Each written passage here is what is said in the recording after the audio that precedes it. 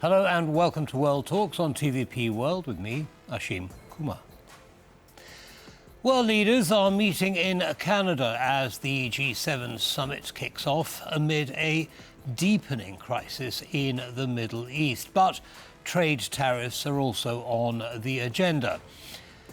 Western leaders want to jointly pressure Donald Trump to cease his economic war against them so that they can finally cooperate on pressing issues like Russia. Officials from the host nation have said there will be no joint communique after the talks wrap up, in a sign of the gulf between Trump and Washington's long-term allies. So what can we expect at the end of the 3 days? Well, to help us understand the dynamics of the meeting, we're joined by Bernhard Otterstein. He's president of the Polish-Canadian Chamber of Commerce. Mr. Otterstein, welcome to TVP World, and thank you very much for taking the time. It's great to be here again. A pleasure to have you. So before we kick off, there's a short video I'd like to share with you and the audience, and I'll get your view on it. Good. Nostalgia isn't a strategy. We have to change with the times and to build a better world. And some of you, such as you, Mr. President, have anticipated these massive changes and are taking bold measures to address them. All of us around this table are reinforcing our militaries and security services for the new world. But we all know that there can be no security without economic prosperity and no prosperity without resilience. And in a world where shocks flow across the borders, that resilience comes from cooperation that starts around this table. Okay, so your initial thoughts. What was the underlying message that you got from that short soundbite? I think undoubtedly it is that the world is changing and that it has become much more polarized over the past months and arguably years. It does seem as if things are changing.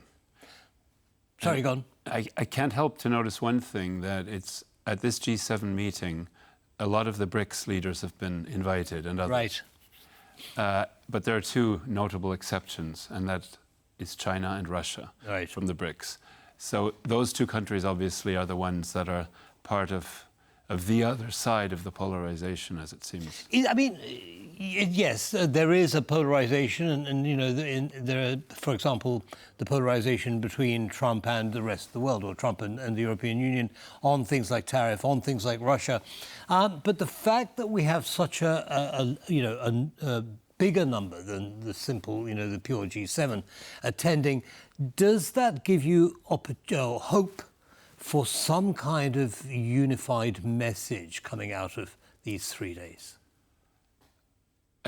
It does partly. Certainly the fact that much of the world and many of the world's leaders are gathering to talk is a good thing. I think inevitably that will lead to more unity.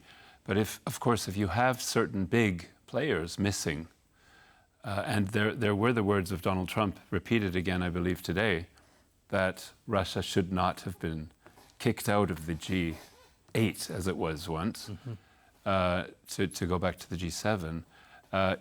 It may not have led, had that not happened, we may not have had the polarization with Russia that we've seen over the past several years. Now that's, it's not necessarily the case, who knows? Right. But it could. I think that what is important is that it's always good to have people at the table, whether you like them or not, whether you see eye to eye or not. Whether this is the right place, hard to say. But in general, I think the more people you have at the table and the more frequently you speak, the more your chances are of coming to some kind of common ground.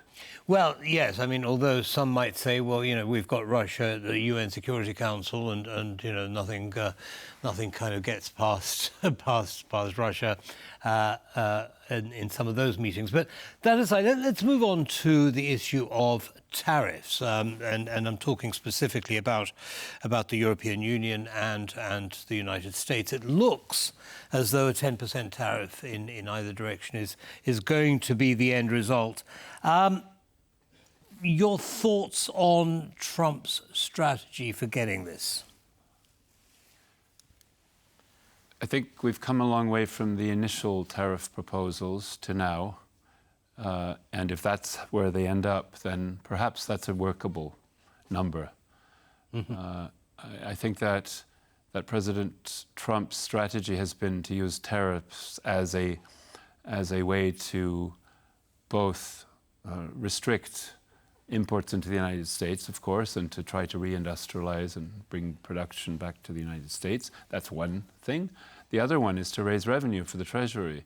We know that the United States budget is still not balanced, and not nearly balanced, and needs new sources of revenue, I suppose, as well as budget cuts. So that's another thing. So if that helps with that, it could actually perhaps achieve some of President Trump's goals and not be that disruptive to international trade. It's important to remember that the tariffs are normally calculated on wholesale or manufacturers' prices, or even precursor or raw material prices. So it's not always reflected in the final product either. It depends. Right. It certainly does. But also, I was just thinking about the tariffs that the EU is going to have to, if you like, suffer.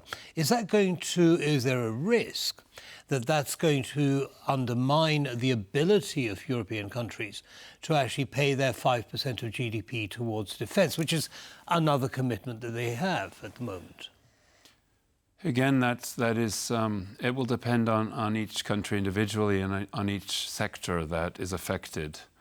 Countries may find other ways to increase trade with other nations. Of course, it's not possible to always replace a big market like the United States. In as far, however, as there are other options, such as onshoring their production to the United States, or assembly, or some part of that, there may be ways to work around it, as well as, of course, looking for alternate trading partners. Right. So are we expecting some kind of movement in that direction over the next 3 days, in your opinion? As far as I've heard, trade is not the top item on the agenda. It's really more about building communities, innovating, continuing the energy transformation, the digital transformation. It's very important what's happening with artificial intelligence at the moment, and digitalization. These are big trends. Certainly they are, but we've got some things kind of pushing their way to the front of the queue, and I'm thinking about Iran and Israel and what's going on those are there. big issues, and I think the whole security arrangement of the world, the sort of alliances that are coming out of all of this, or perhaps not yet clear. I think that arguably the world is less certain than it was a year or two ago. And that is due to, of course, the war in Ukraine, the Middle Eastern conflict, threats of conflict perhaps in the Far East as well. There are a lot of things that are undermining the sort of world order that we thought we had a few years ago. Yeah, there certainly are. There certainly are.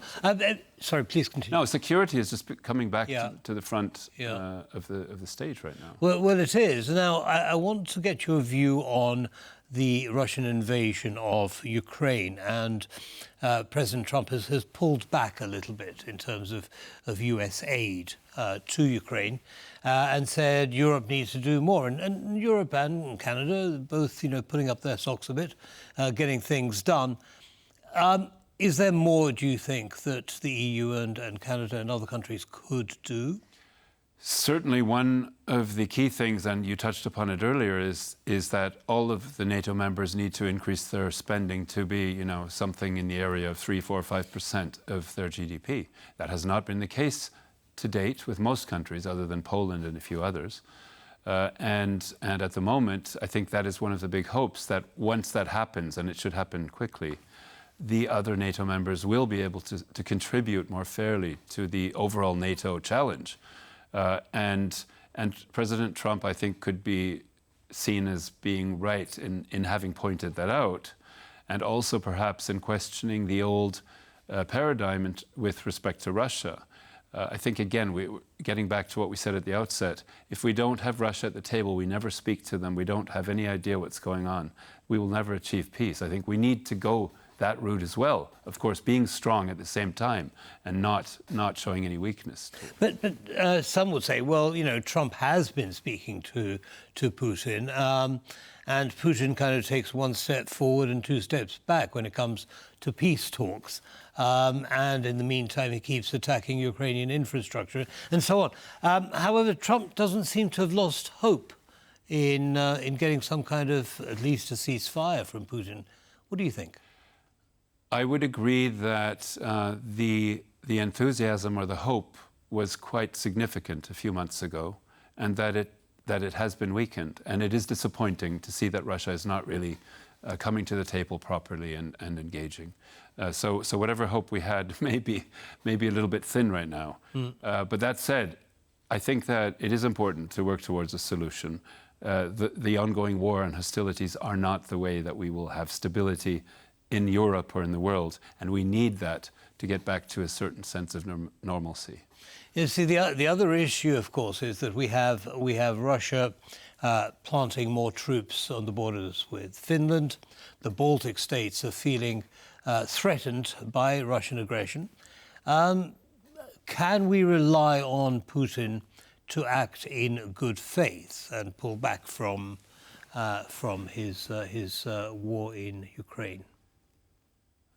The record doesn't necessarily support that. I would hope that it would be the case, but it is not something we could expect. However, I think that if Putin and Russia want to be treated as normal global citizens, as a country that can be dealt with and can be respected, they're going to have to change. But whether or not that will happen, I think, is anyone's guess. It's a very tough question, always has been. Well, it has been certainly for a long time, with various US presidents believing that this was possible, and something happens and the opinions change. Now, in terms of the US and Canada, how would you characterize the relationship between those two countries after Donald Trump generously offered Canada the position of the 51st state? I think, to put it mildly, relations have been strained recently, but probably not for any good reason, to be honest. Canada and the United States have always been very close partners, neighbors, in fact, on the same continent. And neither country can live without the other. So Canada and the United States have a lot of reasons to be very, very close allies and friends, in fact. And I think that the little tiffs and the things that have been going on have not really been justified for any good reason. There may be also differences differences of character or differences of approach. I think one thing that President Trump's 51st state thing could be seen as is a wake-up call for Canada also, to perhaps also review its position in the world, review its economic performance and output, and really also its military spending and other things, and really perhaps reevaluate and recalibrate of how it has been going. And I think there are many, many things that could improve. And in that sense, the hostility or the sort of abrasive words between Canada and the US, I think, should give way now to a more constructive dialogue. But who knows when that will happen? Who knows when and what the recalibration will look like. But thank you very much indeed for coming along and sharing your analysis with our audience, Mr. Otterstein. My pleasure as always. Thank you. Thank you. And that brings us to the end of this episode of World Talks. Thank you for joining us. Goodbye.